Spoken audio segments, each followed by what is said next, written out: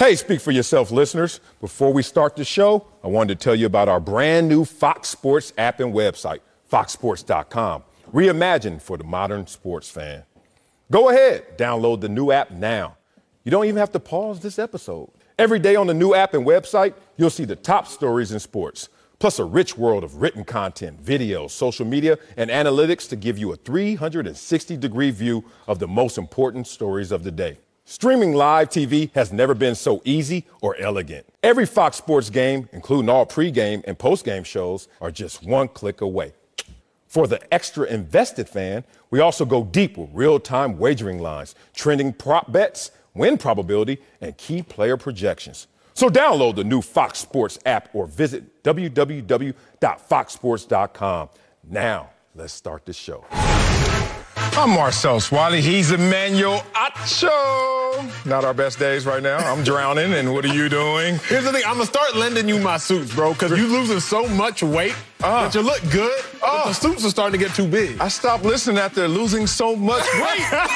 Appreciate it. Even if I look bad, I'm happy, America. All right, let's get to our story. Brought to you by Popeye's Chicken Sandwich. That's all I'm going to say. Okay, Doug Peterson caused a firestorm when he benched Jalen Hurts in the fourth quarter Sunday for Nate Sudfeld with his team only down by 3. Philly went on to lose, and the report says 2 players had to be restrained from going after Peterson. What you want to do, coach? The loss also affected the Giants, who would have won the NFC East if the Eagles beat Washington. Joe Judge called Philly out yesterday. Did he? Listen to this.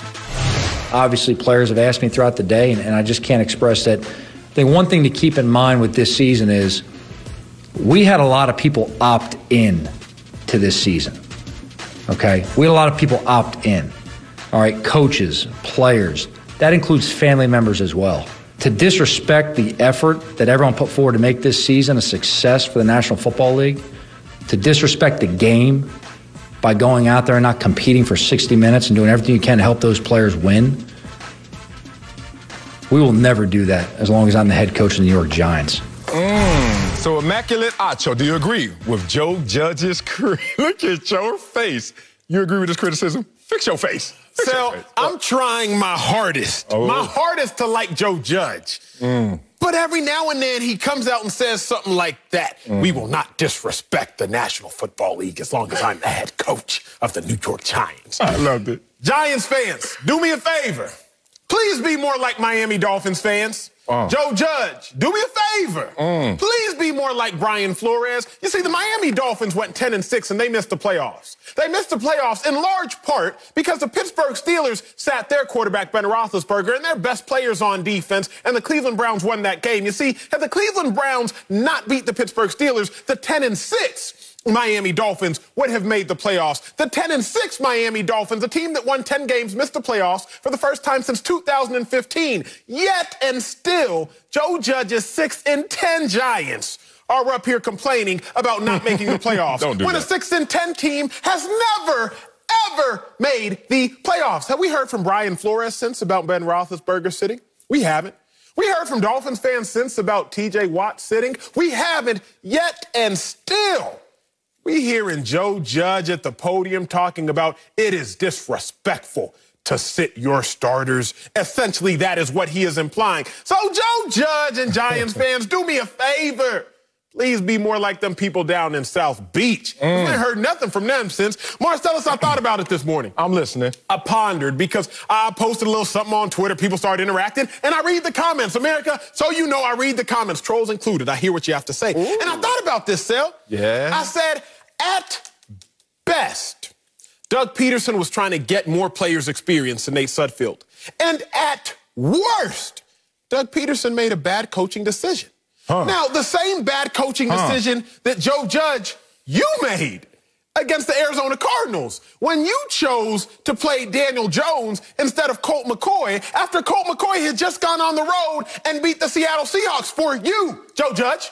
The only team with a winning record that you beat all season, Joe Judge. So, at best, Doug Peterson just made a innocent decision in which he was trying to get other players burned in a meaningless game. And at worst, Doug Peterson made a poor coaching decision. Joe Judge, I've seen you make poor coaching decisions at the same quarterback position just 5 weeks ago. So that's my first lap. I see it's a lap. That's my first lap. Boy, that's a lap. But Giants fans, please just be more like them people down in South Beach. Time. Ooh, Acho. Almost a PR right there with that take, boy.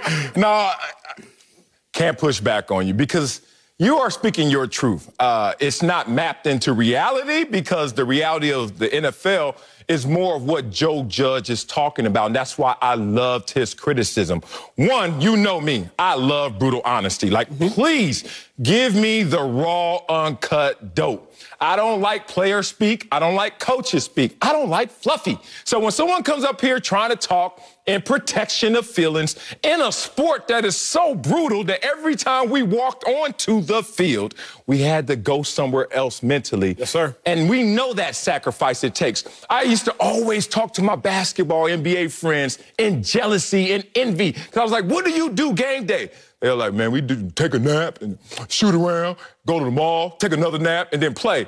And I'm like, I couldn't imagine socializing, having a normal day on game day because of that sacrifice. Joe Judge is talking about that exact same sacrifice.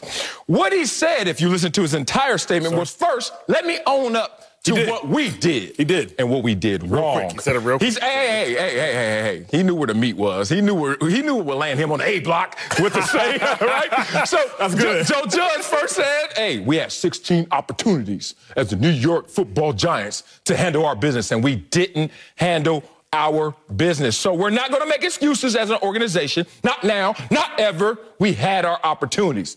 Now, a lot of people didn't even start the tape then. They didn't even hear that part. Or, as you just did, fast forward, blah, blah, blah. What do you really want to say? Yes, sir. And what he wanted to say was, I am a coach that is going to protect the shield, as I am employed, as every single player is employed to do. Do you know what that means, Acho? What's that mean? That means every player, give me your all. We criticize the Dallas Cowboys for not running to the football in the beginning of the season. Yes, sir, that's true. Okay, so guess what? Coach, you can't run to the football because you're not one of the 11 on the field. You're the 12th man. Your job, you're employed to make sure you do all it takes for us to be in the best position so that we can win the game.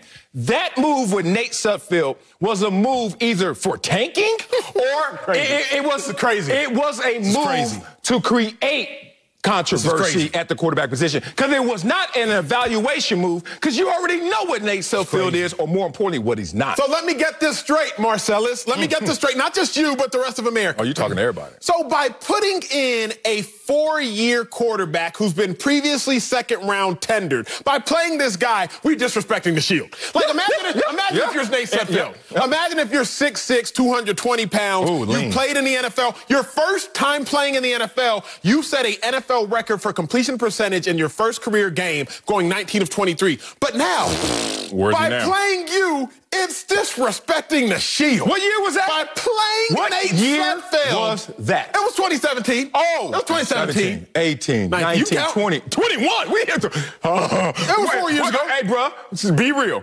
If you're a great evaluator, you can look at somebody that fast and know what they are. If you're not as great, you need to see them in practice for an extended time. If you're not as great, you need to see them in the game. When do you need to see them in week 17 for the fourth quarter? Think of how offensive what you're saying is. To who? To Nate Sudfeld. Think of how offensive that is. To say that, hey, by you playing, you disrespected the entirety of the NFL, Nate Sudfeld. By taking a snap, not only were you bad, but you disrespected the whole 3 letters of the entire team. Marcellus, that's ludicrous. Why didn't he start then? Why didn't he start, Emmanuel Acho, since you got all the answers? Jalen Hurts was drafted in the 2nd round, sir. Oh, so we drafted at your position because we knew who you were. So why we need to find out week 17 in the fourth quarter? You just fell into a trap. No, because Jalen Hurts, who was supposed to replace you, last 20 drives. Get me out of frame. I don't want to hear about 20 drives. I want to hear about the spark that he created. Then let me tell you this. You're right. Let me put it to you in everyday life. If I was to say, hey, Marcellus Wiley, can you take me to the airport? And you said, nah. No, I'm not hell no. Hell no, exactly. Yeah, but if I were to ask one of the producers, hey, man, can I get a ride to the airport? And they were to say, yeah, Acho, I got you. Then you know what? Later on, something came up. I can't take you no more. You ain't going. Who am I supposed to be more upset at?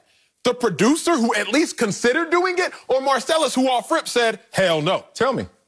I'm more upset at you.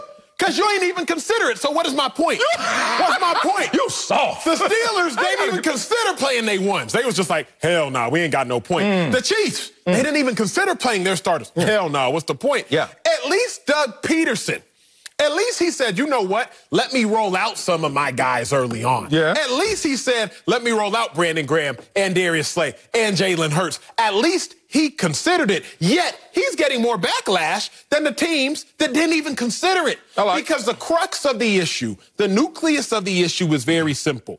In a meaningless game, I am going to experiment. In a meaningless game, I am going to put in other players at different positions.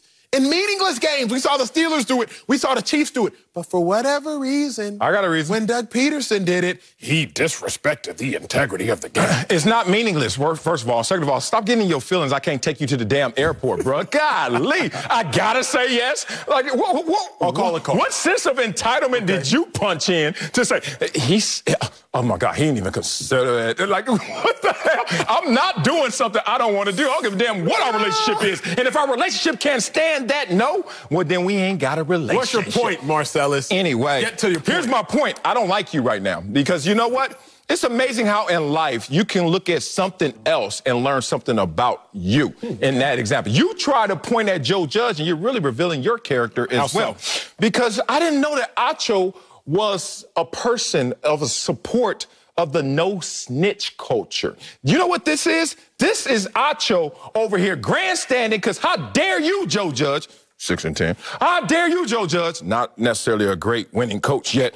How dare you point out a wrong? And that's at the core of what the no-snitch culture is. You see something happen around the neighborhood, and you're sitting there like, I'm about to call the police. Marcellus is my friend. He calls the police. I'm going to call him, too. I'm a watchdog. And then all of a sudden, you start hearing it without even lips moving. Hey, no snitching. Don't say nothing. Joe Judge is supposed to be sitting there now, having to sit on his hands, sit on the truth, because he can't tell what he saw, which was a wrong. Doug Peterson didn't even play his ones. Jalen Hurts is not the number one. You have seen Carson Wentz demise so much that you don't even respect that he is still the number one because of his contract.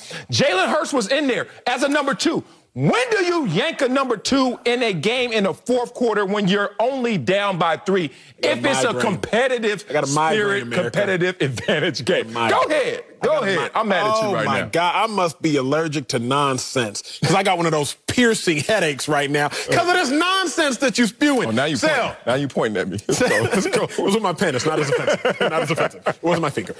Look, bro. Can we talk about the fact that Jalen Hurts, everybody says it was still a close game. It was. Correct? It was a 3-point game. Yes. Game on the line. Should have been tied. Jalen Hurts. Oh, surely Jalen Hurts is going to win it with the game on the line. We haven't seen this before. Game on the line. We need Jalen Hurts to come through. Surely he was going to do it. How dare Doug Peterson take out the man who is heroic enough to win games with the game on the line against divisional opponents? So wait.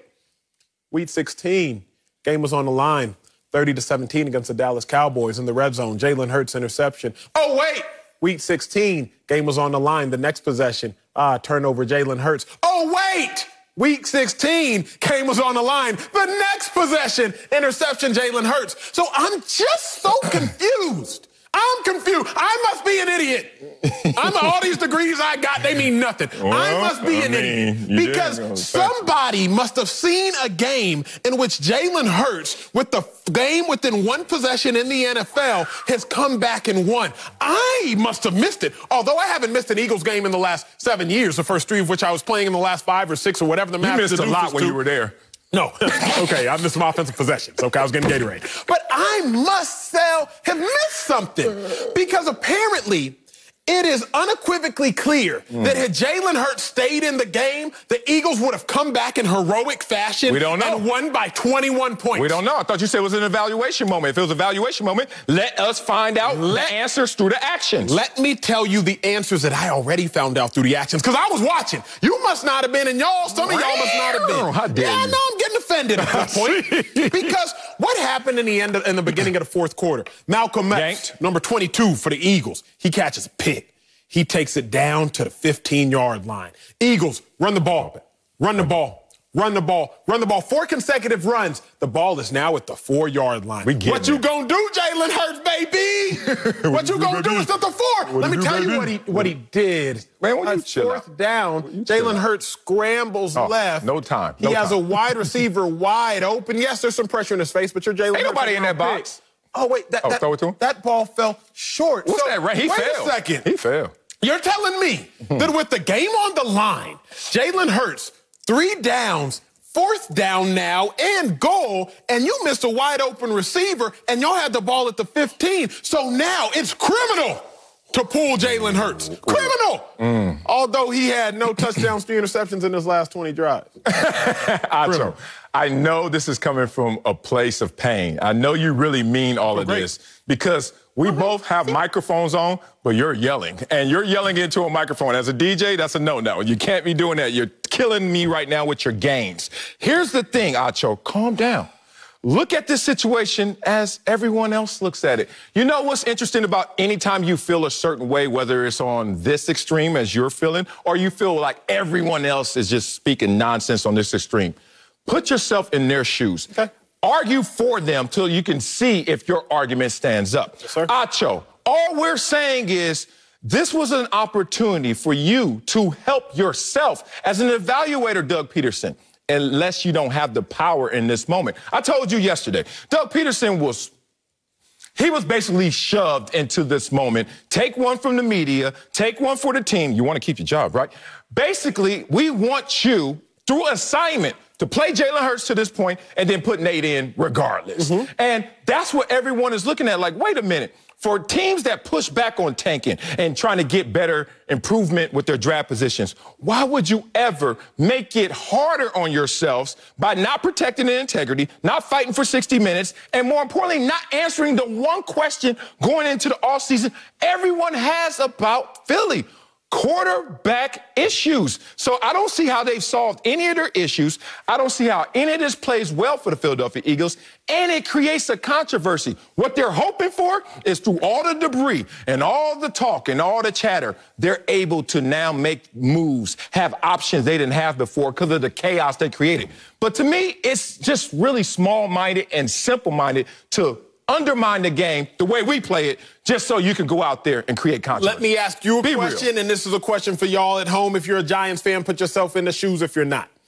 Nate Sudfeld goes in that game, and he leads them down to 2 touchdowns, and they win the game. Did Doug Peterson still undermine the integrity of the game? To me, he did.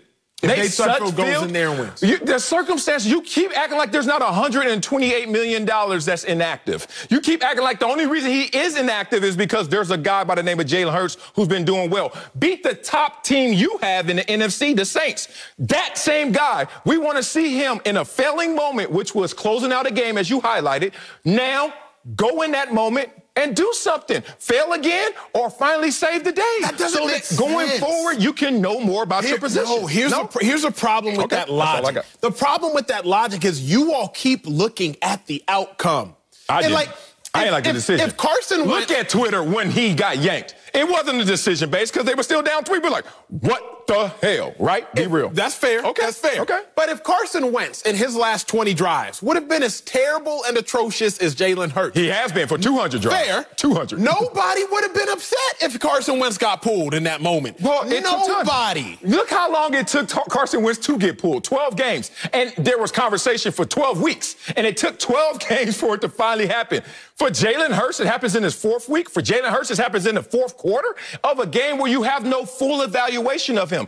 I'm not mad at the source. I'm not mad at Joe Judge. Joe Judge could have been 16-0. The truth is the truth, whether it comes from a professor, whether it comes from a homeless person. I don't give a damn. If it's the truth and it maps on the reality, it makes sense. This is a situation I guess we're going to have to disagree, my brother, because what you're saying doesn't make sense. Coming up, Lamar Jackson has been on fire heading into the playoffs. We'll tell you if we all take him for granted. But first, the GOAT was called out by a rookie. Oh, man. But we'll tell you if Washington can actually be trouble for Tom Brady. That's next. Speak for yourself. They ain't taking you to the airport ever now. For that. What's up, Speak for Yourself listeners? It's your boy, Shay Sharp, co-host of FS1's Undisputed. I wanted to tell you about my new podcast, Club Shay Shay, where we always do something before 2 something. Each week, I sit down with a guest for a drink and conversation, and as host and proprietor of Club Shay Shay, I've welcomed in esteemed guests such as Snoop Dogg, Floyd Money Mayweather, LeVar Ball, Isaiah Thomas, just to mention a few. Whether I'm talking to an athlete, a musician, an actor, or a lifelong friend, Club Shay Shay is a place where people share inspiring and motivational stories about their journeys to prominence. The new episode drops every Monday on Apple Podcasts, Spotify, or wherever you get your podcasts. Subscribe to Club Shay Shay now and make sure you never miss a new episode. Now, back to Speak for Yourself. Welcome back to Speak for Yourself. Now, Tom Brady has played in the most playoff games in NFL history, but he still got called out by a rookie. On Sunday, Washington clinched a wild card matchup against the Buccaneers, and while Chase Young was heading to the locker room, he yelled, quote, "Tom Brady, I'm coming. I want Tom." Well, Bruce Arians responded yesterday saying, quote, "It's one of those games where you better watch what you wish for." Ooh, I like that smoke before a big battle. Let's get to it. So, Marcellus, could Washington actually be trouble for Tom Brady? Nope, not at all. You know what's crazy about this matchup? I thought it was going to be lopsided before, but now with this sneak peek, I got into the mindset of one of its leaders, its team captain now in Chase Young. Oh, I've come to realize I was right. This is going to be a blowout city. Let me tell you why. Please. Because when you're in a game like Washington was, running off the field, elated that you're in the playoffs in that situation, knowing that you get to face the GOAT, the first thing on your mind is Tom Brady. And everyone else, like you probably, is sitting there saying, "Oh, man, Chase Young is ready." And it shows me, the veteran I am, that he is not ready. There's a quote going around. Let's just give it to John Wooden, because all great quotes in sports, either Lombardi or John Wooden, right? If you want, what does he say? If you want to win the big games, do the little things. Last time I checked, Tom Brady's not a little thing. You know what Tom Brady thinks about the game of football and his approach? There's no sense of entitlement. Always focus in on your job and the fundamentals. See the difference in mindset? One is based on, who are we playing? Oh, my God, we're going against the GOAT. I'm coming, Tom. First of all, you didn't even get a sack every single game. 7.5, you led the rookies. Tremendous start. But guess what? You're not necessarily guaranteed to get to Tom Brady, but you are guaranteed to have a moment to focus in on your fundamentals. Put your hand in the dirt. Make sure you can beat Tristan Wirfs before you can even get to Tom Brady. He's skipping steps. He just showed me. What I hate to see is when somebody is approaching something of adversity, they get psyched out. What I tell you about being psyched out? That means you start to think about other things, not in priority. Your priority is not Tom Brady. Your priority is beating the offensive tackle. Your priority is honing in on your technique and your skill. But that sneak peek behind the curtain showed me, oh, these dudes out here just happy for the clout. They're just happy to be on the same field with the GOAT. I'm coming, Tom Brady. The same team that is 1-5 against teams over 500. And let's talk about those quarterbacks you lost to, 1-5. Were you coming to Russell Wilson? Were you going to get Jared Goff? What about Lamar Jackson? Did you get him? How about Baker Mayfield? How'd that go? What about Kyler Murray? Dude is skipping steps. He's a rookie. He's a tremendous rookie, but he just made his first rookie mistake. Ooh.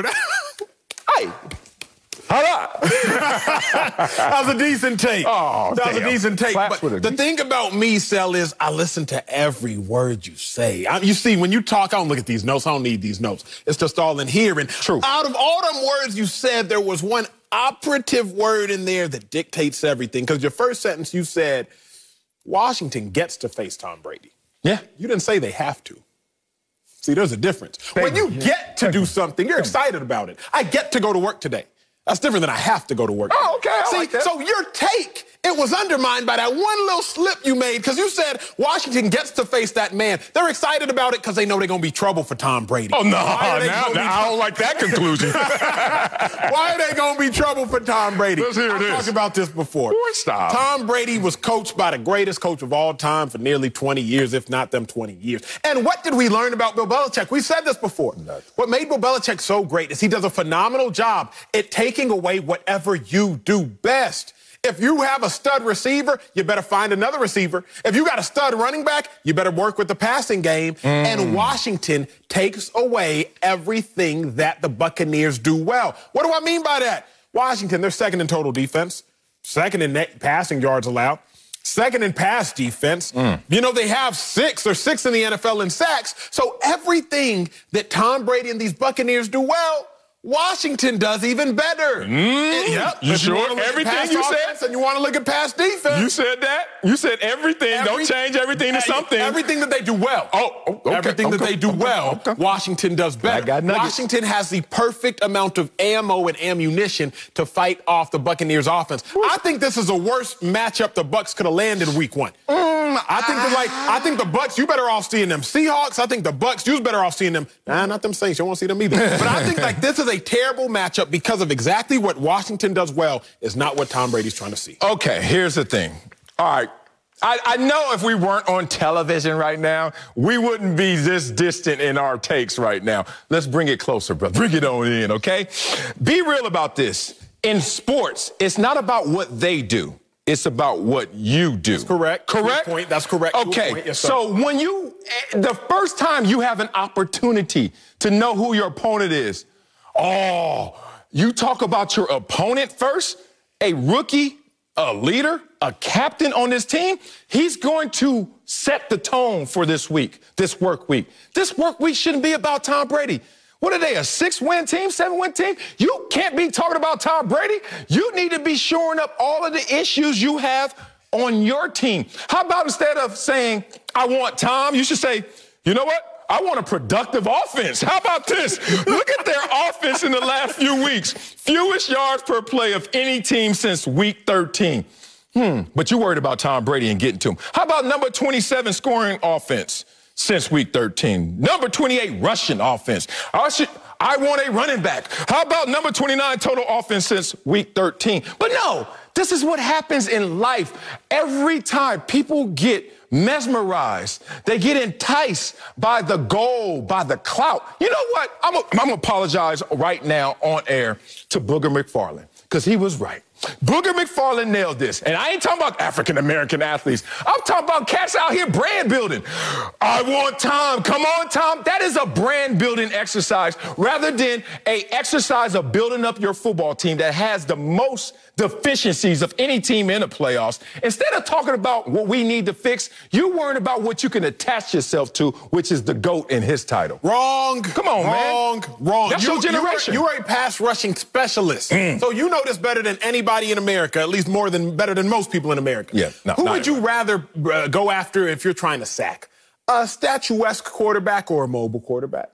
Statuesque. No question. Yeah. If you Chase Young, all he's saying is, I want Tom, because that's favorable. Like, what I'm saying is, if you Chase Young, you don't necessarily want Russell Wilson. Like, thank God I ain't got to go after Russ. If you Chase Young, you don't want a quarterback who's going to get the ball out super quickly. You want Tom Brady, who's top 6 when he's not pressured, but 26 when he is pressured. Now, look, so I've done you a favor.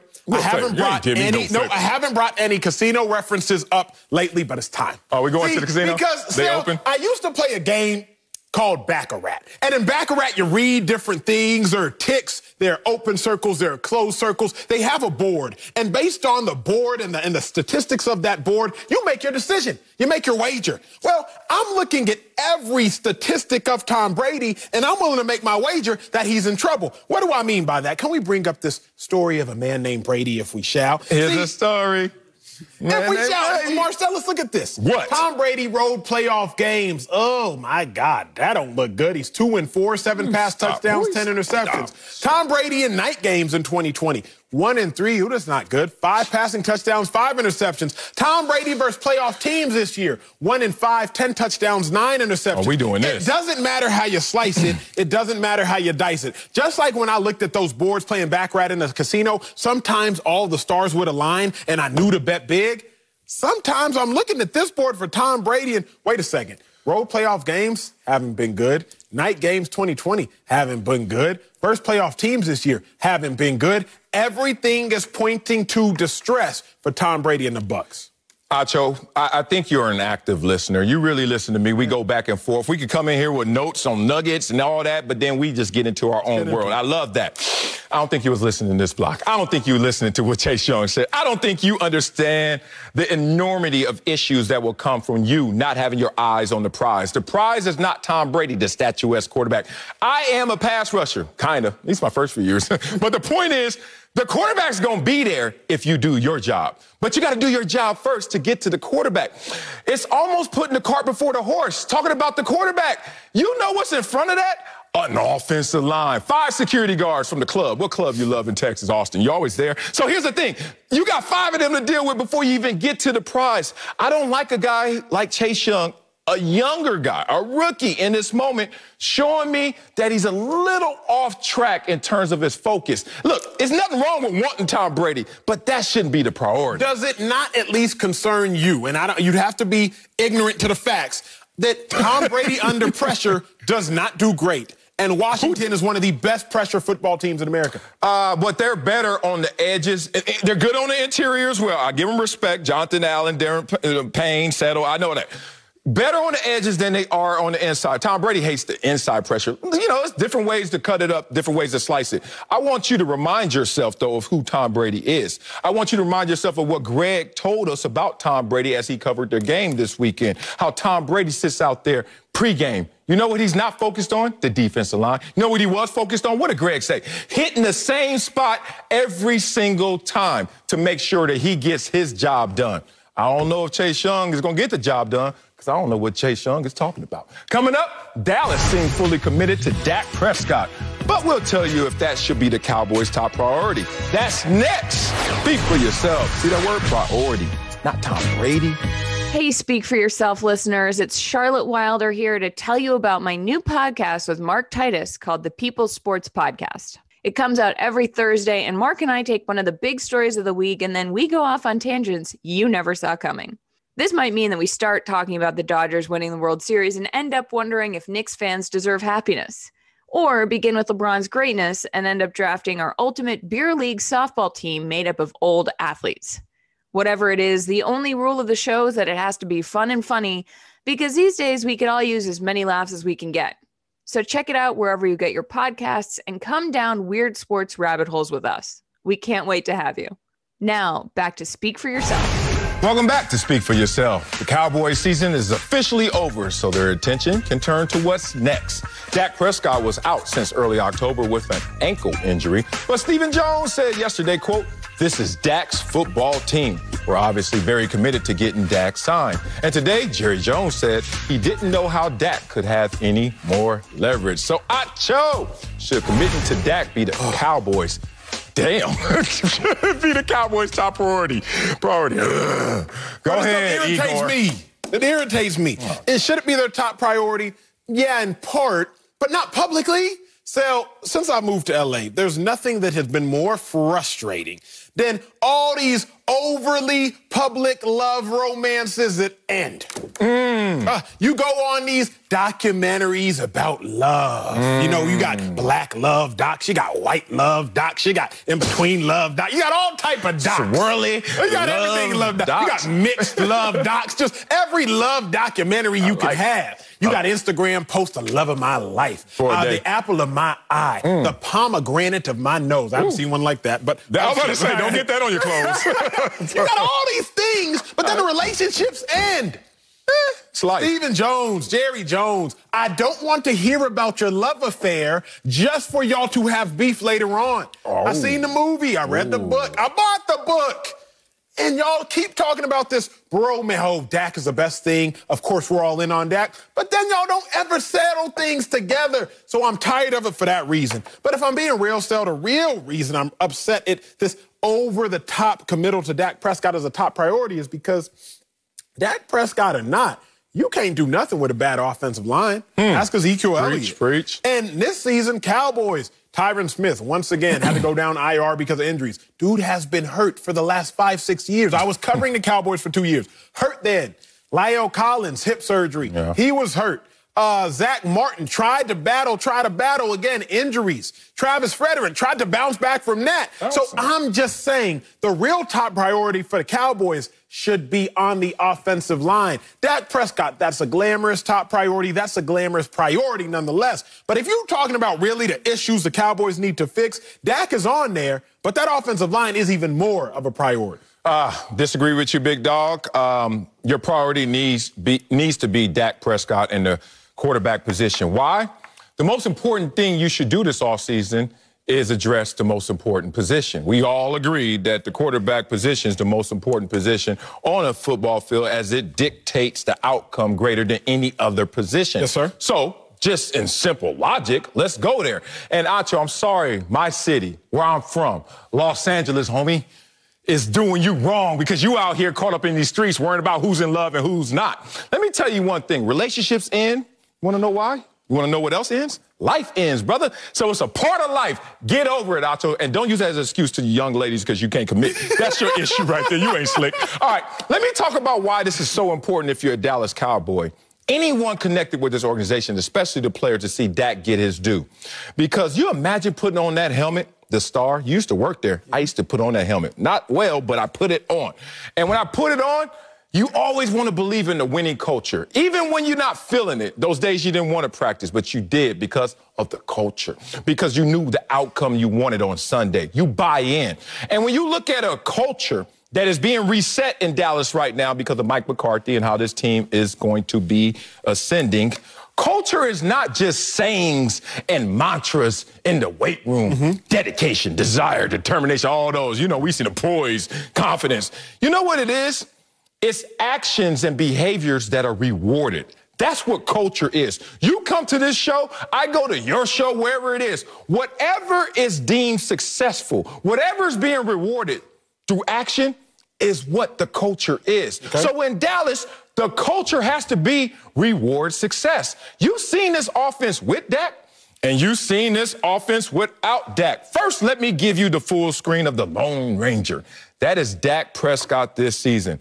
With Dak and without Dak. Look at the points per game. Oh, my God, is that 11 in difference? Yards per game. Goodness, big gap. Yards per game in passing and yards per play.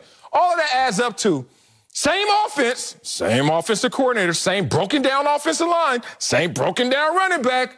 But Dak Prescott was there to save the day. Now it's on you, Jerry Jones, to address this and save the day by rewarding him. Let's bring in someone who knows a thing or two about football. Fox NFL analyst Bucky Brooks. So, Bucky, should committing to Dak be the Cowboys' top priority? Absolutely. Let me put on my cape for a minute and transform into a little E40 because I'm a Captain Save 'em right now because Dak Prescott has, look, the best thing that happened is he didn't play, so we got a chance to do all of that speculating. Andy Dalton is the same as Dak Prescott. And then, Marcellus, you put up the full screen and we saw that's not the case. And so Jerry Jones is correct. Dak Prescott has all of the leverage because now they've played this out. He has proven that he's not only an individual playmaker that can get it done, but the team misses him when he's away. And so if we go about it and we look at Dak Prescott and what he's done, because the first thing that you have to do, every coach will say this, we want to go to the playoffs. The easiest way to do it is to win your division. Well, when I look at Dak Prescott, he is 14-3 against his NFC East rivals. That is winning at a 82.4% clip. And then when you go and you look at some of those things, because people will tell me, hey, quarterback wins aren't a stat. Okay, well, let's look at the individual stuff. When we look at him individually, he is 8th all-time in passer rating. Then you look at the numbers that he put up. It took Andy Dalton almost the whole season to match what Dak Prescott did in 4.5 games. And so we have seen this play out. We know he is worth getting paid. Now it's where does it come in? And I would contend this. When you go back and you look at his draft class, Jared Goff and Carson Wentz. I think if we reshuffle the deck, Dak Prescott is the first quarterback taken off the board. If those guys are getting 33 and 32 million respectively, Dak Prescott has to get the cheese, and the cheese has to be large. So, yes, it's the number one priority. We know exactly how this is going down. Hey, reach in your check, but Emmanuel, you may have to make a donation for that. Hey, Bucky, I got a question, bro. Did you say Dak was 8th all-time in passer rating? Yeah. Who was 7th? You got, because I know. Do you know? I can tell you. It's Kirk Cousins. So before you go out here talking to America about all these phenomenal things, can we just put in context? Now, Bucky, prepare yourself. You might want to oil up because I'm coming with some haymakers. Oil up? Out the gate, Bucky Brooks. I am just a messenger, America. I did not create these stats. I'm just here to deliver them to you. Bucky, I am just a messenger. I can put on a Postal Service uniform if you need me to. I didn't create these stats. I'm simply going to deliver them to you. Andy Dalton, his last 7 starts for the Dallas Cowboys. He came in, he got concussed, he got COVID, he came back 7 games since. 4 wins to 3 losses.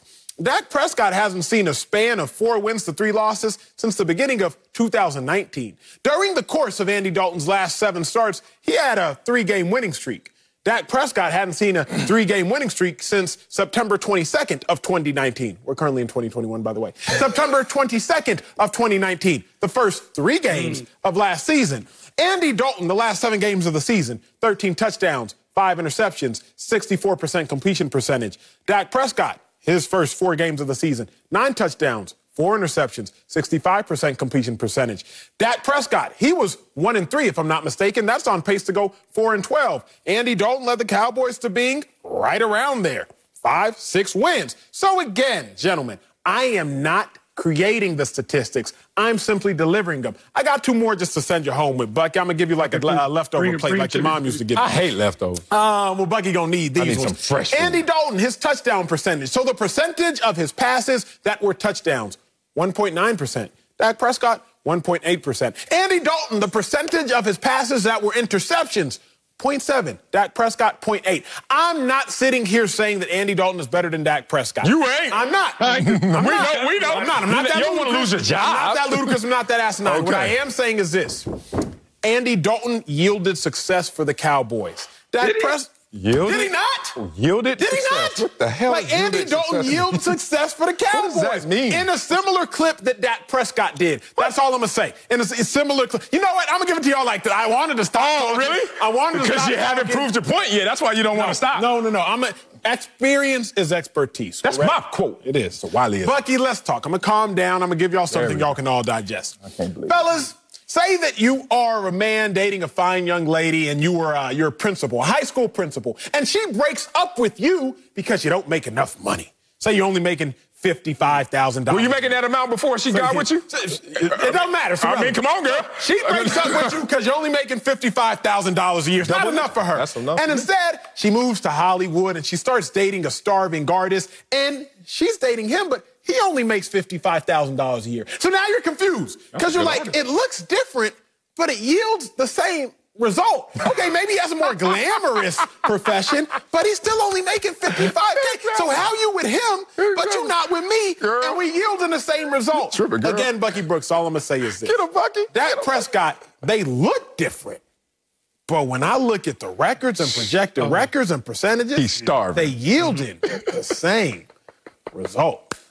Hercules. Okay, so I don't have the benefit of being able to call up that full screen, but what I did see is when Marcellus called up that full screen with Dak Prescott being the Lone Ranger. Oh, there it is. I'm looking because your guy, Andy Dalton, that you spit all those things about, they won games and they did this. But I'm looking at these point totals, 21 points. I think Marcellus said, I'm not a math major, but that's 11 points. It's hard to win a touchdown and a half less with your quarterback. Yards per play is down, passing yards are down, total yards are down. All of that looks yuck. But that's your quarterback because you're riding with him. And because you brought up Kirk Cousins, I noticed that you didn't bring up the guy that's right ahead of Dak Prescott when we talk about 8th all-time is Tom Brady. Do you want to take a shot at that? Oh, do you want to take a shot? What I would like to take a shot at is the stat? I got this. So I'm looking at Dak Prescott, and I'm trying to wonder because I know you guys like these young quarterbacks, and we love these young superstars. And I would say, I think both you guys would admit, Deshaun Watson is probably a young superstar that we should get behind. Yep. He's one of the top 5 quarterbacks in the league. Deshaun Watson is making $39 million per. Well, let's look at what Deshaun Watson is doing compared to Dak Prescott. Ooh. I got this. So Dak Prescott is 29-24. Deshaun Watson is 28-25. Completion percentage is 65% for Dak, 67% for Deshaun Watson. Yards per game, right around the same at 260. Touchdown to interception ratio, 83-36, 104-36. I'm thinking $39 million for one of the bright young stars, and my guy Dak Prescott comes in right there. And then because I know, Acho, you got all that new money, and you're taking it to the bank, and you got that compound interest and all of that stuff. I'm doing some time and thought. The longer that we wait, the more that it goes up. And so it is easy to see that Dak Prescott is a $40 million man. Here is the problem. Marcellus, I've known to be a liar on camera. Chill. But you, Bucky, I didn't know to be a liar. See, the problem when you co-sign with something, Bucky, you co-sign on a house. If Marcellus doesn't make his payments, it don't just mess up his credit. It messes up your credit. So, Bucky, when you co-sign on a full screen, it don't just mess up Marcellus's credit. It messes up Bucky Brooks's credit as a football analyst. And the problem with that full screen is Dak Prescott, he averages 31 points a game, 32.6 points a game. Yeah, without Dak, it's only 21. Yeah. Well, see, y'all aren't factoring in Ben the Gucci Man DiNucci. DiNucci, man. That also factors in that quarterback Garrett Gilbert.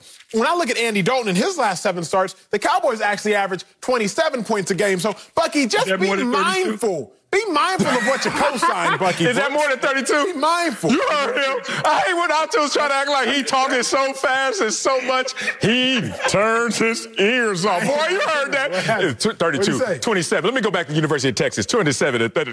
Come on, man. We know what it is. It's much greater with Dak Prescott. You're a more efficient offense. You're a more potent offense. You're just a better team with it. But I love the fact that Acho has come back with 2 counter punches. That, you know what? I thought the haymakers were landing, Bucky, but he came back with a counterpunch. So let's talk about credit and how it messes up others' credit. Let's talk about the Dak effect. I don't just come with 1 full screen. Bro, I got 2 hands because I got 2. But this is not going to be a full screen. This is going to be talking right to you, America.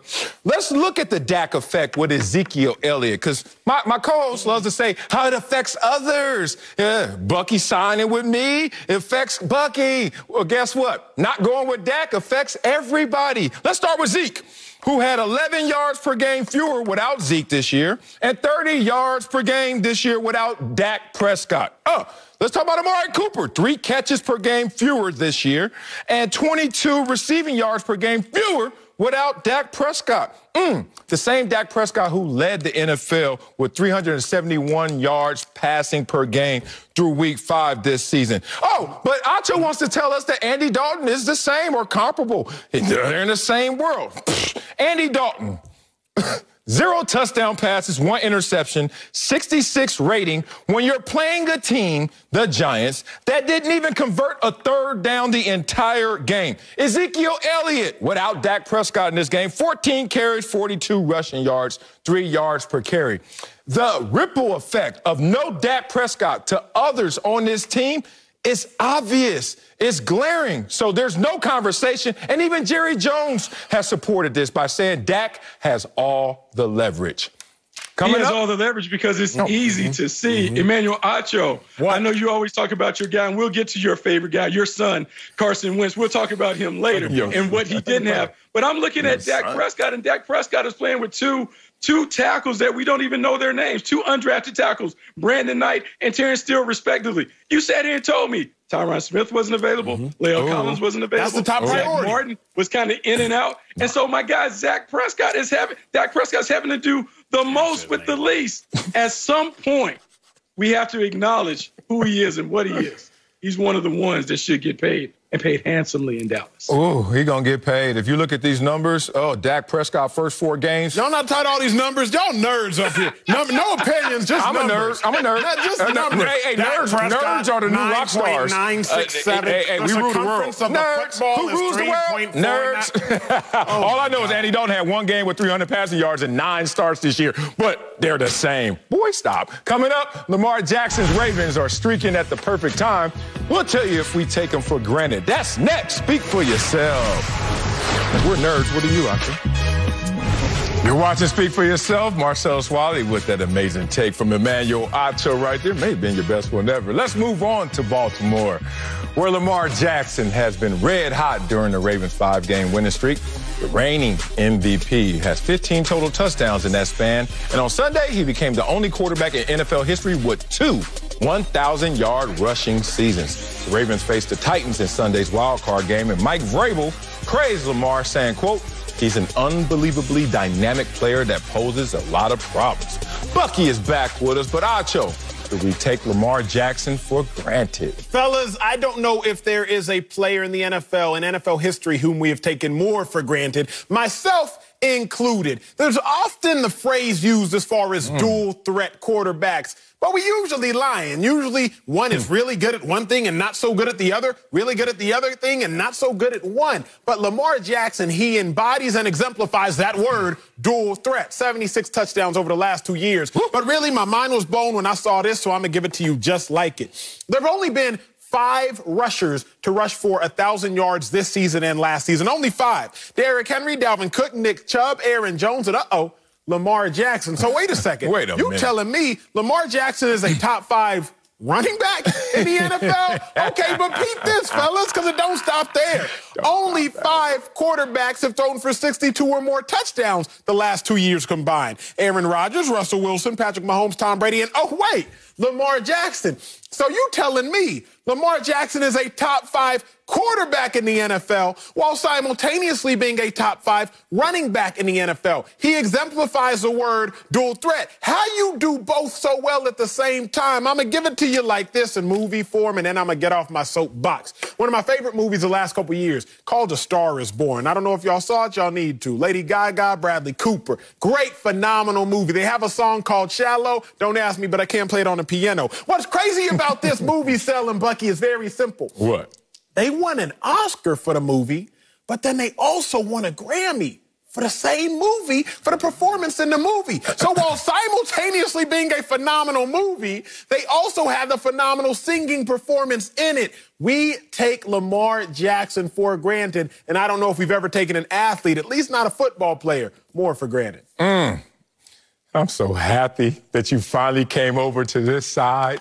I'm so happy, overjoyed. Haven't felt this good, Bucky, since my 4th kid was born. Like, finally, Acho is not fighting me. I hated the atmospheric pressure, the resistance I had to get for this guy to realize this is the dude. Forget, what is it, A Star Was Born? A Star Is Born. Yeah, I haven't seen that, yeah. You know what? Who else won an Oscar and a Grammy?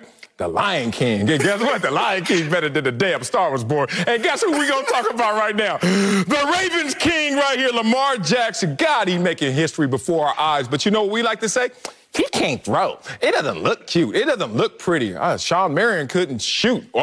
Actually, he could make shots, but it just didn't look cute. It just didn't look pretty. And it's funny how this is all playing out. I have stats on nuggets, but let's talk about the story of this. I know why people don't respect Lamar Jackson fully. I know why people look at him and make him second guess himself and his abilities and his talents and his exploits we see every week. It's because you can't get a second chance to make a first impression. And the first impression of Lamar Jackson went like this to me, and I'm sure this is how your experience was. There's a quarterback at Louisville who's a running quarterback. That doesn't spark much interest until you watched him play. And then you say, goodness, Michael Vick 2.0. And then you start to watch him throw. And then you're trying to figure out, where is this going? Is this going to translate to the NFL? He wins in Heisman. Then he comes back the next year, has pretty much the same stats, but they lose more games. He doesn't win the Heisman. All of a sudden, you're still trying to figure out the translation of him to the pro game. And then the great Bill Polian puts a cherry on top of what you were trying to battle in your understanding of him and says, I think he needs to switch positions. Now, in this moment, there's 2 choices for people. Either one, you live a confirmation bias life of like, yep, every time I see a bad throw, I told you he wasn't a quarterback. Or you're pleasantly surprised because someone told you that you respected Bill Polian, that he can't play it, but Bill Polian was just wrong. Bill Polian has admitted that he was wrong. But because of that first impression, that introduction to Lamar Jackson, nothing he does will ever satisfy you. Acho, it's not just him. There's other guys. Steph Curry comes to mind right now. Because Steph Curry's first impression was at Davidson. And we're like, Davidson? A guy could shoot at Davidson? What does that mean to the pro level? Then we saw him at the pro level. Injury after injury. Those ankles couldn't get right. And we saw he could shoot, but we didn't know. And all of a sudden, we're just sitting there like, I don't think Steph Curry can do it all. Steph Curry, 3-time champion, 2-time MVP, is still this week having to shoot 62 points worth of basketball just to get the naysayers off his back. That's what Lamar Jackson is going through right now, the same kind of trajectory. You guys need to get your senses in order because you guys are missing greatness. Hey, Acho, thanks for coming over, man. We appreciate you finally coming over After all those L's, we appreciate you coming over to the right side. I appreciate it. And since we're out here talking about musical references and who's winning Grammys and Oscars and all that, I guess I should throw out 3 6 Mafia and talk about it's hard out there for a pimp. And that's what I feel like when it comes to Lamar Jackson. It's hard out there for him because he is doing it in an unorthodox manner. We haven't seen quarterbacks that typically operate like this. You talked about back-to-back 1,000-yard seasons and then the number of touchdown passes that he's been able to amass. And I think it's really this. The Baltimore Ravens have rushed for over 100 yards in 39 straight games. Lamar Jackson's been a starter for 37 games. And so when you think about his ability to really impact this team because of his dynamic playmaking ability, back-to-back years, they've led the league in rushing yards per game. And I know we're not conditioned to think about the quarterback being someone who helps the running game, but that's exactly what Lamar Jackson has done. John Harbaugh had talked about this team wanting to be the army of the National Football League, meaning a triple option team that bludgeons people. Last week, we saw them run for 400 yards. As fellow defenders, you know, when someone runs for 400 yards on you, that is the most personal sign of disrespect that you can ever have. And so to think about how far he's come, yes, he has to make strides and show that he can win a playoff game, but Lamar Jackson is great, and he needs to be celebrated as one of the best young quarterbacks in the game. Now, we do now have to go there because we've all sang his praises. Y'all didn't see us, but we was on camera holding hands, singing Kumbaya while we were talking. So let's go where Bucky went. You got to be real. At this point, Lamar, you got to win a playoff game because when people are praying for your downfall, if you will, when people are waiting to see you fail, then you cannot give them a reason. And Lamar loses in the playoffs 2 years ago. Marcellus, I think that was to your Chargers. Then Lamar loses in the playoffs last year to them Titans. Now you have a rematch against the Titans. Again, I do not create the news. I just report it.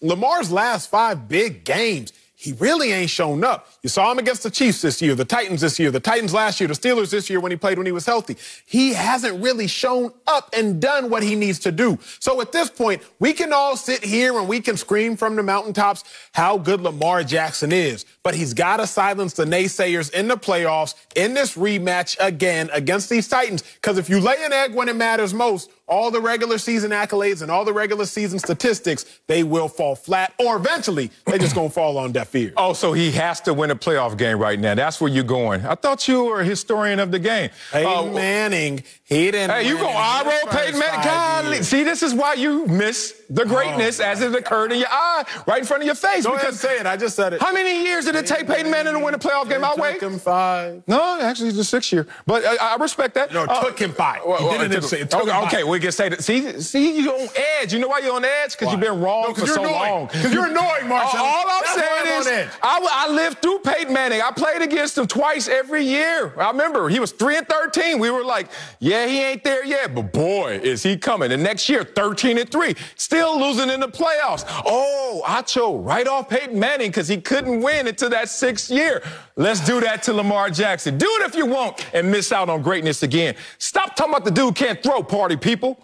He led the league in passing touchdowns last year. What the hell are we doing here? Let me give him some more roses, just historical roses. These two are crazy. Lamar's the first player in NFL history, not a players, over 25,000, 7,000 pass yards and 2,500 or more rushing yards in his first 3 NFL seasons. Here's his last rose, just to give him some love.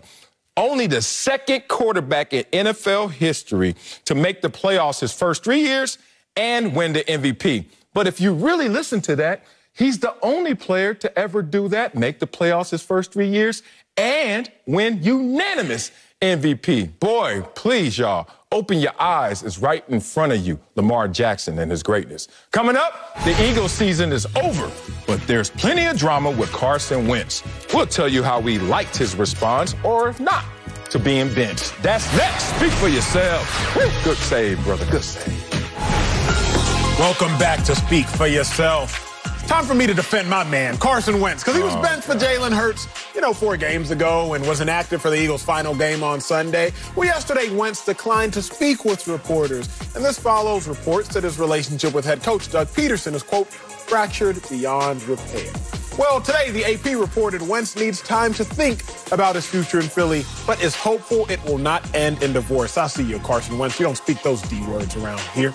Bucky is back with us. But Marcellus, you okay with how Carson Wentz handled being benched? Nope, not okay with it at all. And I'm going to have to hold myself back from really just telling you how deeply I feel about what Carson Wentz is doing right now, because it's offensive almost, if you think it's offensive. Okay. Oh, now you can't talk to the media, Carson Wentz. That same fire that warmed you to the tune of $128 million extension, you talking to the media, you being a leader for this team, you being a captain for this team, you playing well through your MVP candidacy and all the times where you resurrected the Eagles in the latter part of the season, you could talk to the media. But that same fire that warmed you and gave you all that love is now the same fire that wants to burn you, and you can't stand the heat. Oh, I can't stand a fluffy person like that. Only want to talk half the time when it's good for you. The other half of the time, you want to run away.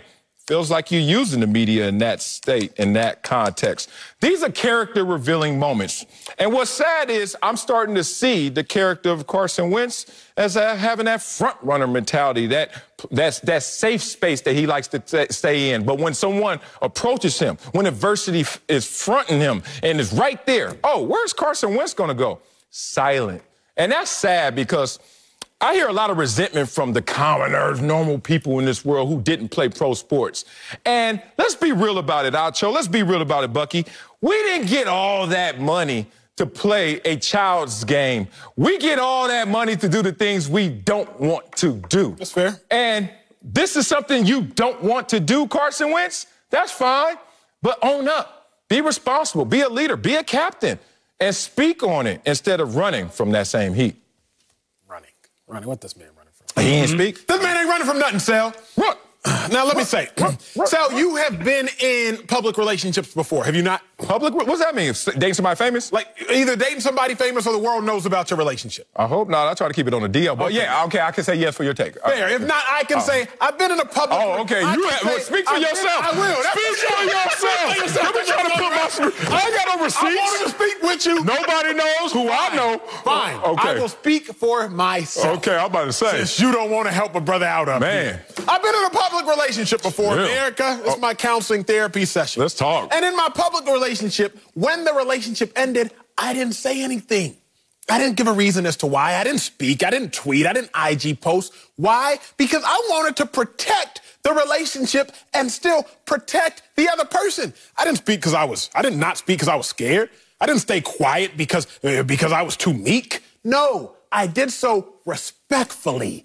Carson Wentz, he did not speak because he was scared. He did not speak because he was a leader. You sure? He didn't speak to the media yesterday because the truth hurts. And I ain't talking about Jalen.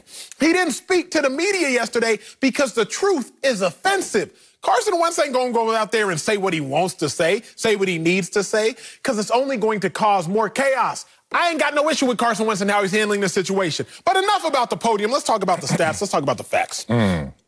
Carson Wentz is actually handling this better than most. Because when you get replaced by somebody who hasn't actually proven they're substantially or significantly better than you, I would be upset too.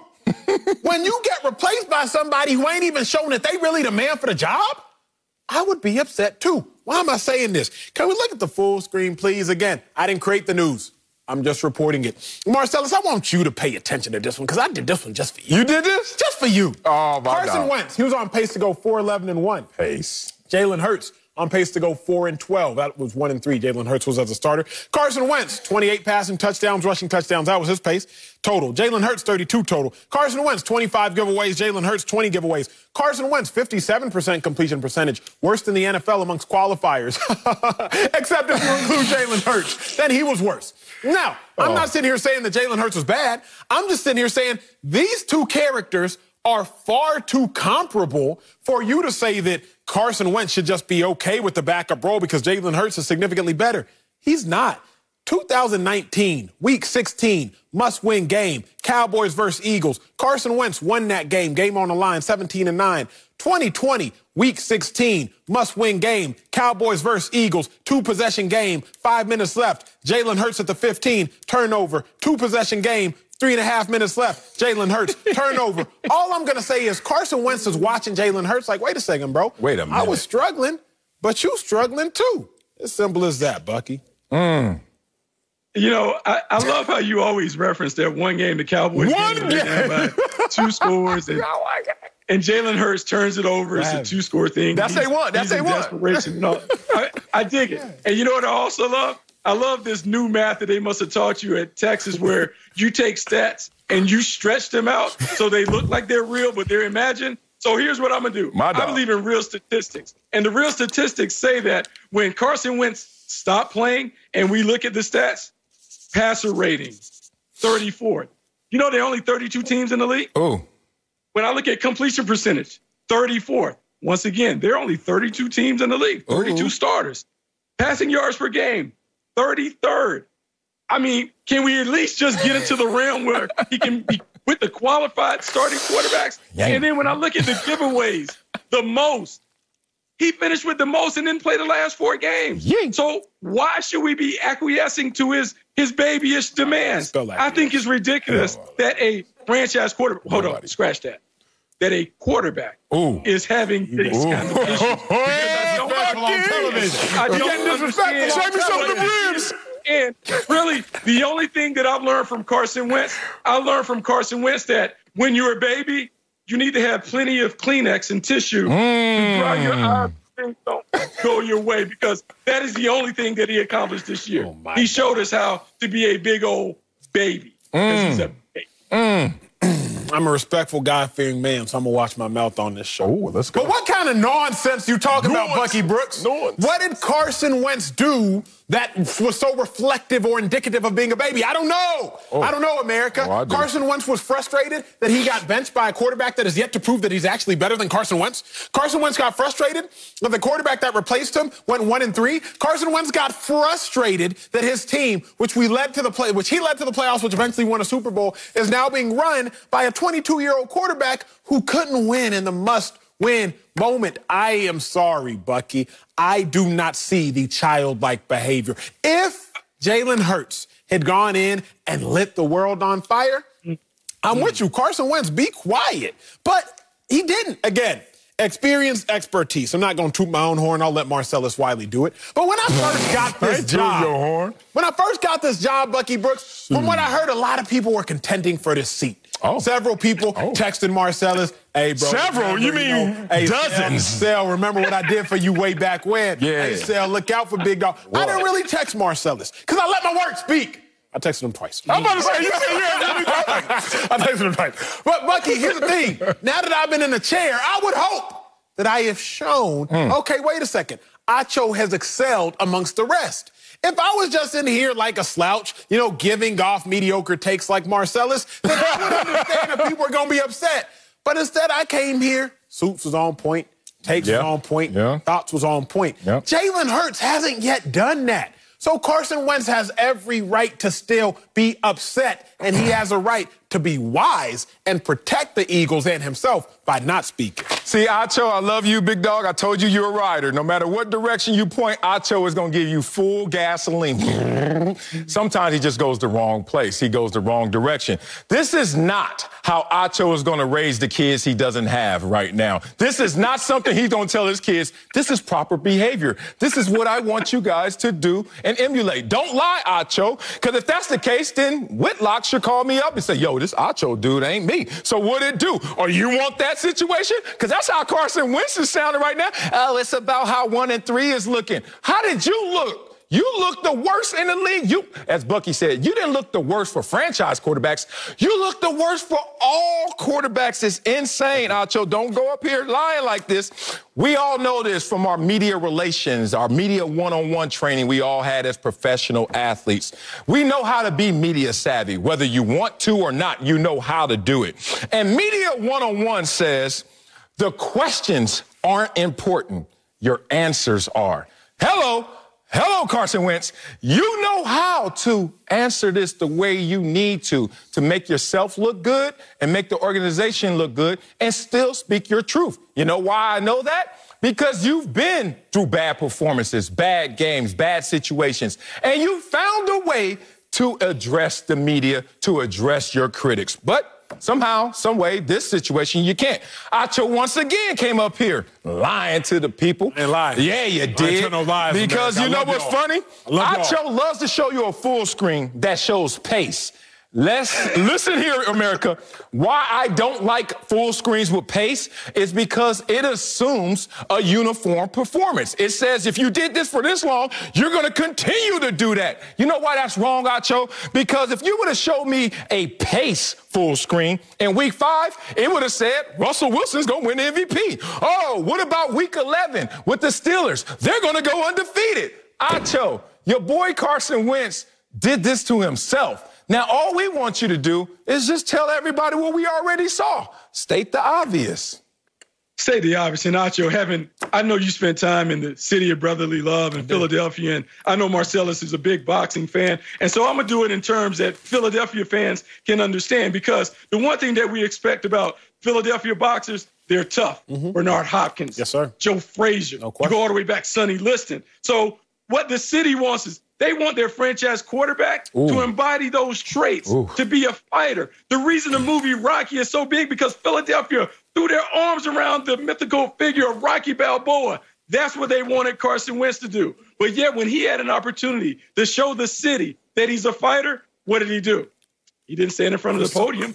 He didn't talk about his things. He didn't do those things. What he did, he went and ran. And so I think that when we're looking at Carson Wentz, how can he ever suit up for the Philadelphia Eagles when we talk about it? He's not a tough guy like that. He's not reflective like that. He's not Beans. He's not Beanie Siegel and them. He's not that. He's not Meek Mill.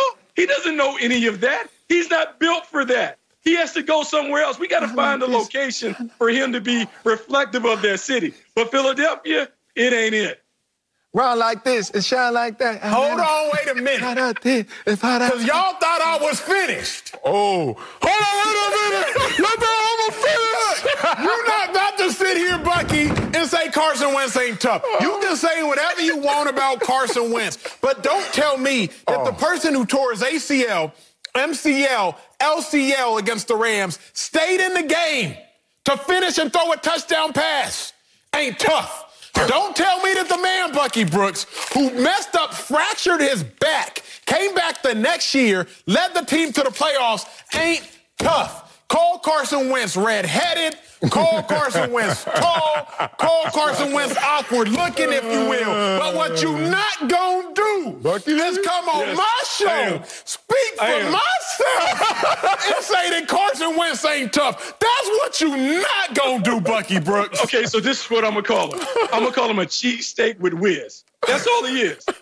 He's whiz cheese. Like, he's not even real cheese. He's not real. He's not Philly. He's not authentic. Maybe he's from the burbs out there somewhere. I don't know, but he's not a Philadelphia dude. He can't stand up in there. And so, Acho, I'm done with him.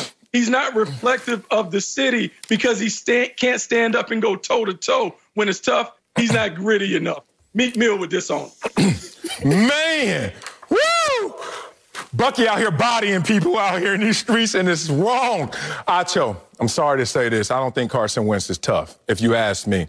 You talk about one play he came in after tearing his ACL, tearing up his entire knee.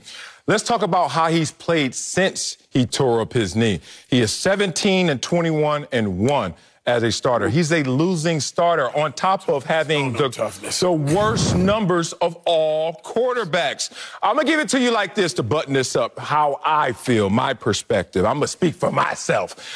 My grandma Blackie used to always say, for people who love the spotlight, people who love to be the man, $128 million franchise quarterback, I'm going to buy everybody shotguns. I love this team. I'm a captain. I'm a leader.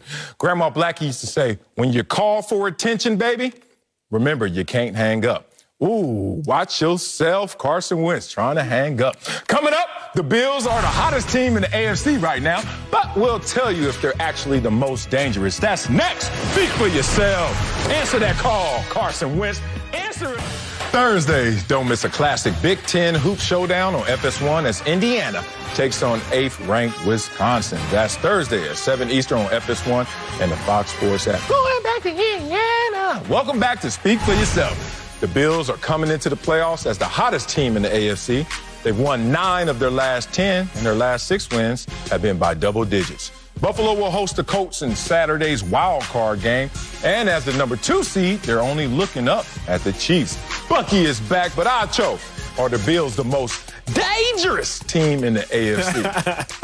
Dangerous. They're not, but they are dangerous. I don't love falling in love with the bright, shiny toy. Y'all know that. We've talked about this before. That's you. The Bills are hot right now. The Bills have won several games straight, but I'm not going to sit here and disregard everything I've seen from Patrick Mahomes' last 24 games from what I've seen over Josh Allen the last 8 games. I just cannot do that. Good. Now, I'm going to put some things in context for y'all. The Buffalo Bills have lost 3 games since the Kansas City Chiefs have lost their one and only one of the season. 3 games, including 1 to the Kansas City Chiefs. But really, the devil's always in the details. The Bills aren't more dangerous because I haven't seen them do it when it matters. I can't say that a team with a quarterback that hasn't won a playoff game and a head coach that hasn't won a playoff game is more dangerous than a team with a coach that has won a Super Bowl in Andy Reid and a quarterback that has won a Super Bowl in Patrick Mahomes. I'm going to give it to you like this, and I'm going to get off my stool here right now. Think about this, though. Right now, Josh Allen, 15 touchdowns, 2 interceptions to end the season. That is amazing. That's incredibly impressive. Maybe the hottest quarterback going into the playoffs. I said it again, 15 touchdowns, 2 interceptions to end the season. That is so far-fetched and near impossible to do, unless you're Josh Allen. Because in 2019, Josh Allen ended the season with 15 touchdowns and 2 interceptions. But when it got to the playoffs, 26 for 48, no tugs, and a terrible performance. Now, I'm not going to say that that's predictive of what Josh Allen's going to do in these playoffs. All I'm going to say is this. I've seen Josh Allen ball like crazy before last year, ending the season, 15 touchdowns, 2 picks. This year, ending the season, 15 touchdowns, 2 picks. I want to see them do it when it matters before I say they're the most dangerous. I'm going to say this quick. I love the fact that Acho wants to say the devil's in the details. So we're going to have some details real quick because the Bills are the most dangerous team in the AFC. Full screen time. Let's get into these details right here. Win-loss, 6-0, tied for first. Points per game, 38. Golly. 19.8 point differential per game. You see the net yardage second since week 12. Acho, you got caught up in the outcome. Because I thought you said that the devil was in the details. The devil is in the performance details, not just the outcome. Yeah, the Chiefs only lost 1 game. But if you look at these details of the Bills who have won their last 6 games by double digits, not the Chiefs, number 1 point differential in the NFL over that span, Chiefs ranked 15th. Oh, Bills number 1 scoring offense, number 5 scoring defense since week 12. But more importantly than all my nuggets and stats that usually bore you unless you're a nerd like me, let's also talk about how the universe is whispering right now. Universe tells me each of the last 3 years, the number 1 seed in the AFC, you failed to win the Super Bowl. Universe is also telling me in each of the last 2 years, the number 2 seed in the AFC won the title. Acho, any way you want to slice it, any way you want to cut it, the hottest, most dangerous team are the Buffalo Bills. Man, we got all kinds of stuff. We got the universe whispering. We got Bills Mafia standing up for the Bills. I mean, look, this is going to sound blasphemous for me because I'm a member of Bills Mafia, but I'm going to say I don't believe they're the most dangerous team in the AFC to the Kansas City Chiefs. In fact, I don't even know if they'll still be standing after this weekend. Because Emmanuel Acho brought up a fact about Josh Allen, and everyone has already been critical of Lamar Jackson, but we need to take a closer look at Josh Allen in these playoffs because Josh Allen melted down in the playoffs last year. And as we can attest, the playoffs are a different animal than the regular season. That speed, that intensity is a lot different. And so we have to see if the game can slow down enough for Josh Allen to be able to handle it. And I'm going to be honest. The Indianapolis Colts were the worst matchup for the Buffalo Bills based on their style of play on defense. They're going to sit back, they're going to play a soft zone, and they're going to dare Josh Allen to be disciplined and patient. He has answered all the tests to this point, but under pressure, is he going to be the new and improved Josh Allen that we've seen this year, or is he going to go back to the Josh Allen who could have some issues with turnovers because he lacks the patience and discipline to take the check down over and over and over again? Bucky hitting the nail on the head. There is a difference when you graduate and you have to take a new advanced level of schooling, graduating from the regular season to the playoffs. In high school, my senior year, your boy was smart. He was doing it out here, getting A's, very minimal B's. Then I got to college. Had to take a class called microeconomics. And boy, It hurt. Hell I had no. to get a 71 on my final test just to keep a C. For reference, I graduated with a 3.4, so your boy ain't dumb, but that one took me to the woodshed, okay? All I'm saying is this. Josh Allen has aced every test thus far, but when you graduate to these playoffs, them tests get a little bit harder. Coming up, Trevor Lawrence could be a Jaguar next season, not to be confused with a Jaguar. We'll tell you if this makes their head coaching job better than the Chargers. That's next. Speak for yourself. Now say asterisk, and we are graduated.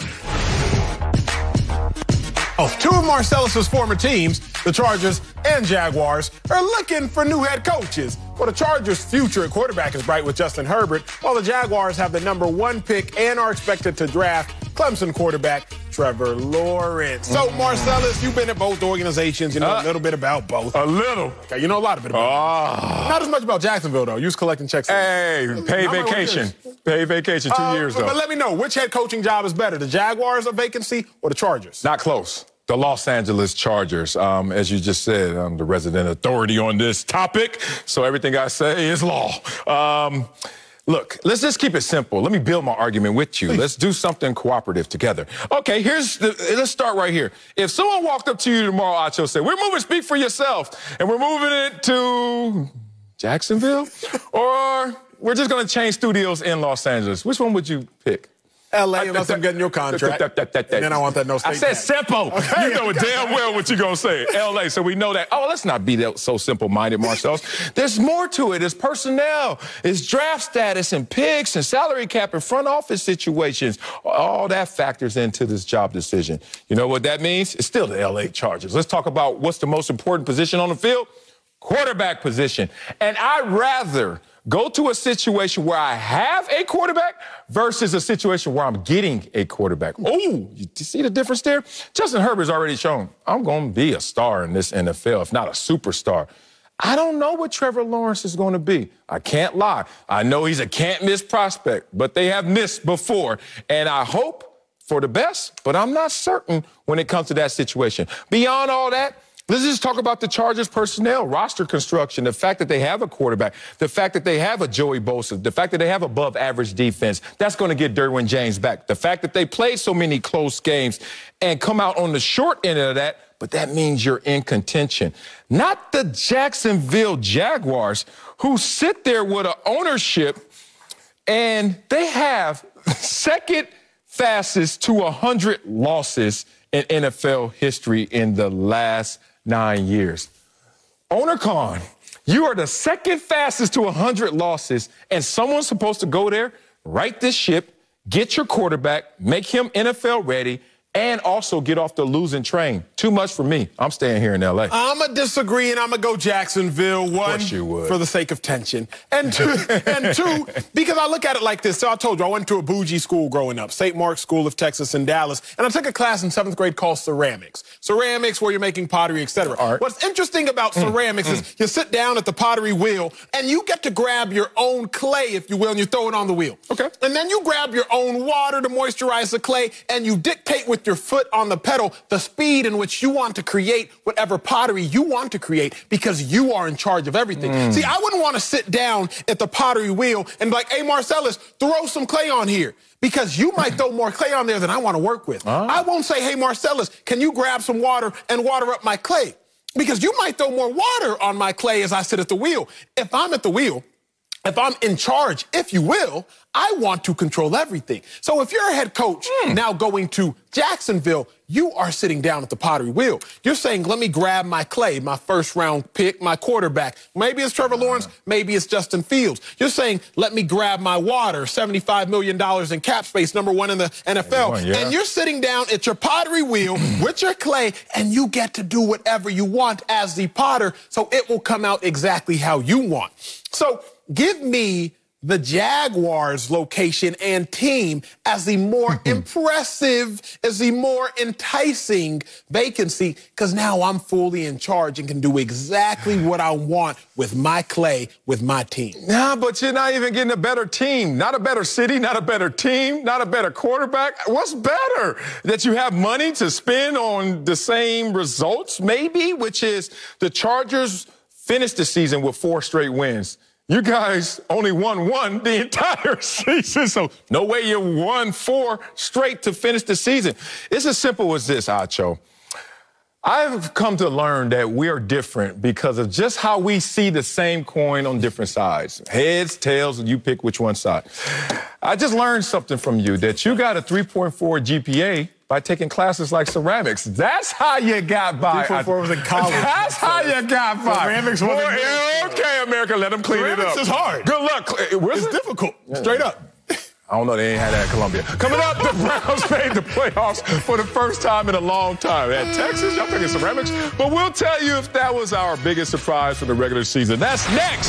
Speak for yourself. Well, that's how you get to it. Welcome back to Speak for Yourself. We saw a little bit of everything in the NFL's regular season. The Browns made the playoffs for the first time in nearly 20 years. Josh Allen emerged as an MVP candidate, and Tom Brady led a different team to the playoffs after 20 years in New England. So, Acho, what's the biggest surprise from the NFL regular season for you? Man, I'm mad, bro. Because the only thing that frustrates me more about having to wait and skip through the ads to see a movie trailer is when the trailer tells you exactly what's going to happen in the movie. Oh. Man, Yo Reed just told everybody my answer. Baker Mayfield, the biggest surprise of the regular season. Tom Brady? No. You gave it away. Oh, you gave it away. Baker Mayfield, the biggest surprise of the regular season. Because think about this, y'all. Baker Mayfield last year, 22 touchdowns, 21 interceptions. We was leaving Baker Mayfield for dead. I was questioning Baker Mayfield, and I loved him coming out of college. But then you turned 22 touchdowns and 21 interceptions into 26 touchdowns and only 8 interceptions in your first year with a new head coach. A Browns team which hadn't won 11 games since 1994. You did that, Baker Mayfield. A Browns team which hadn't made the playoffs since 2002. You did that, Baker Mayfield. So there are a lot of surprises this season. Alex Smith coming back this year. That's one that rings a bell in my head. That was incredibly surprising, incredibly impressive. But what Baker Mayfield did this year with these Browns, that to me was the biggest surprise all season. Oh, man. Look, I didn't reveal, I didn't spoil my movie. It's Carson Wentz. Like, be real, big dog, be real. Who in the hell saw this coming from Carson Wentz? I certainly know the Philadelphia Eagles didn't. Or maybe they did because they did draft at his position. Oh, nah, the Eagles didn't see this. Or maybe his peers did, the other players. Oh, because they didn't draft. They didn't put him on the NFL top 100 list. What? I don't care what list he wasn't on. I don't care what you thought of Carson Wentz. No one saw this fall, this demise from Carson Wentz. They all thought that this dude fell flat. I mean, not only career lows, but league lows from a quarterback that we deemed a franchise quarterback. Be real about it. This is the greatest drop in NFL history in one single season. And it rivals some other ones. I got a little list right here. My year in Dallas, be real about that. That was a pretty bad year. Ocho Cinco's few minutes in New England. Remember that? That was pretty bad. What about AB's? That was pretty bad. How about Jerry Rice when he was a Seahawk and the Braves was just all over the place? All right. Iverson as a Grizzly? No. Dwight when he was a Laker the first time with Kobe? No. Anything? Point being, I ain't never, and please tweet me, y'all, or tweet the show. In sports history, have we seen a one-year fall-off greater than what Carson Wentz has done this year? Acho! Is he done? I'm talking. Is he done? Yes, I'm done. Is he done? Are you finished or are you done? You wrong. You just mad I'm talking about your brother. Care about him. Thank God that was over. Marcellus, you take any time you can to pour salt in the wound. What's like, is salt just, clearly you like salt, obviously. But I don't know why, whenever you can, you just take salt. I don't give a damn how you feel. We're talking about positive surprises this season. Who said positive? But Carson Wentz was terrible. Biggest surprise. It said biggest. One, I didn't spoil you in the take and in the read. Two, it says biggest surprise. Be real. Baker Mayfield, who improves by 4 touchdowns in a better offense, is a big surprise compared to Carson Wentz. Dog, going from the penthouse to the outhouse, I've been there before, so I know how it feels. There's no greater drop. Name one that really rivals that. It's not Baker Mayfield incrementally getting better. Give me something. Here's what I'm going to give you. Come on. The last 7 head coaches in their tenures in Cleveland, the last 7 head coaches for the Cleveland Browns, in their tenure, haven't won 11 games. Baker Mayfield and Kevin Stefanski did it in this year alone. I'm talking about Rob Chizzinski, Mangini, Pat Shurmur, all them cats in there tenured didn't win 11, and Stefanski won 11, and you gonna sleep on that, Sal? It's still hood rich. Okay, it's great in Cleveland, but get out of Cleveland and see how that plays. It ain't that much. Baker Mayfield, at least, if you want to say Stefanski, the organization, the city, do it for Akron, whatever the hell you want to do. But you're not going to give it just Baker Mayfield. It's Carson Wentz. Coming up, Uncle Jimmy is bringing the heat on you, Acho. See, I'm not the only one. I definitely can't wait for this. That's next. Speak for yourself. Before we go, Uncle Jimmy is here, and he has some things to get off his chest about you, Acho. Oh, God. Let him know, Uncle. What, Get him. Yo, Ach, What I do? what the hell wrong with you today, man? What happened? Your suit too tight? What's wrong with you, man? You done busted your breeches or something, man? You got all your business showing today, fella. What you mean? Ooh, get him. Man, whoa, check this out. Let me get this right. So you having a problem because you Emmanuel Acho, multi-millionaire, prize-winning author and YouTube sensation. You done got dumped by your girlfriend. Oh, yeah. You done had to seek psychiatric help because your girlfriend done left you for the assistant manager of Burger King who only make $50,000. Now, that's got to hurt. So now you don't like documentaries, musicals, and love stories. He be listening. Hey, man, I done told you before, money can't buy your love. It can just buy you something that smell like it. And I guess that explains why you're upset at Jerry Jones, because he professing his love for Dak Prescott. And I guess that's why you're upset at Doug Peterson, because the way he treated Carson Wentz, who I didn't know was your illegitimate son until Bucky Brooks told us. But I'm going to tell you right now, this is your fault, Acho. What I do? You know why? Because you took your ass on that show and sat on that couch with Oprah. You know when you sit on that couch with Oprah, you start losing control of your emotions. That's your fault. Yeah, Oprah got him in his feelings, messing up his like takes. That's it for us. We'll see you tomorrow. He got you.